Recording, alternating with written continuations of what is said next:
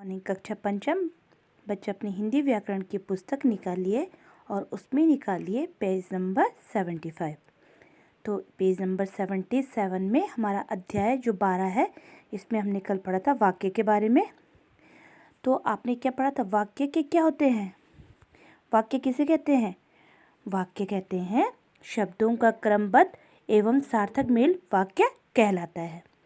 वाक्य के अंग, वाक्य के 2 अंग होते हैं, उद्देश्य और विधेय। आगे बढ़ते हैं। आप देखिए, वाक्य के भेद पढ़े थे आपने।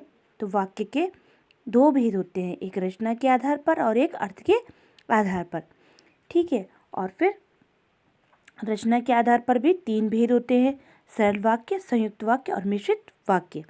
और अर्थ के आधार पर 8 भेद होते हैं। इनको आज हम पढ़ते हैं। देखिए, सबसे पहला है विधानवाचक वाक्य, यानी कि जिसे सिंपल सेंटेंस कहते हैं या असर्टिव सेंटेंस कहते हैं, जो साधारण वाक्य होते हैं। जैसे सुरभि मेरी प्रिय सखी है, मैं प्रतिदिन मंदिर जाती हूँ।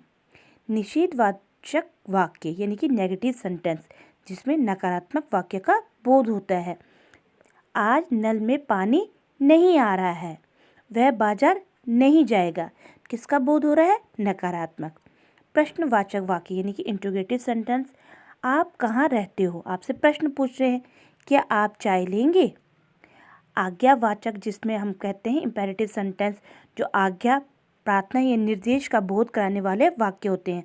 जैसे आज यहीं ठहरो, कृपया मेरी मदद कीजिए। ठीक है, आपसे प्रार्थना कर रहे हैं या निर्देश दे रहे हैं, तो ऐसे वाक्यों को आज्ञावाचक वाक्य कहते हैं। इच्छावाचक वाक्य, वक्ता की इच्छा या शुभकामनाएं बताने वाले वाक्य। जैसे आपका जीवन सुखी हो, दीपावली की शुभकामनाएं। संदेहवाचक वाक्य, जिसमें हमको संदेह होता है, जो कार्य के होने में संदेह का बोध कराते हैं।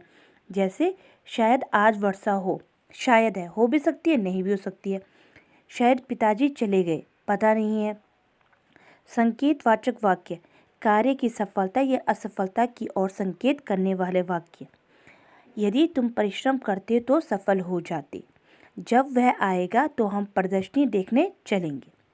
विस्मय आदि बोधक वाक्य, हर्ष, शोक, भय, विस्मय आदि का बोध कराने वाले वाक्य। जैसे हाय ये क्या हो गया, आह कितनी सुंदर तस्वीर है। तो यहाँ पे हमने 8 वाक्य किए। तो एक बार हम पुनः दोहराते हैं कि हमने क्या क्या किया। शब्दों का क्रमबद्ध एवं सार्थक मेल क्या कहलाता है? वाक्य कहलाता है। वाक्य में जिसके बारे में कुछ कहा जाता है वह उद्देश्य कहलाता है। वाक्य में उद्देश्य के बारे में जो कुछ कहा जाता है उसे विधेय कहते हैं। वाक्य के भेद 2 आधार पर किए जाते हैं। रचना के आधार पर वाक्य के 3 भेद होते हैं, सरल वाक्य, संयुक्त वाक्य और मिश्रित वाक्य। अर्थ के आधार पर वाक्य के 8 प्रकार होते हैं, जिन वाक्यों के बारे में अभी हमने पढ़ा। तो आज इतना देखिए, इसका जो लिखित प्रश्न है, इसका अभ्यास हम दूसरे वीडियो में करेंगे। ओके।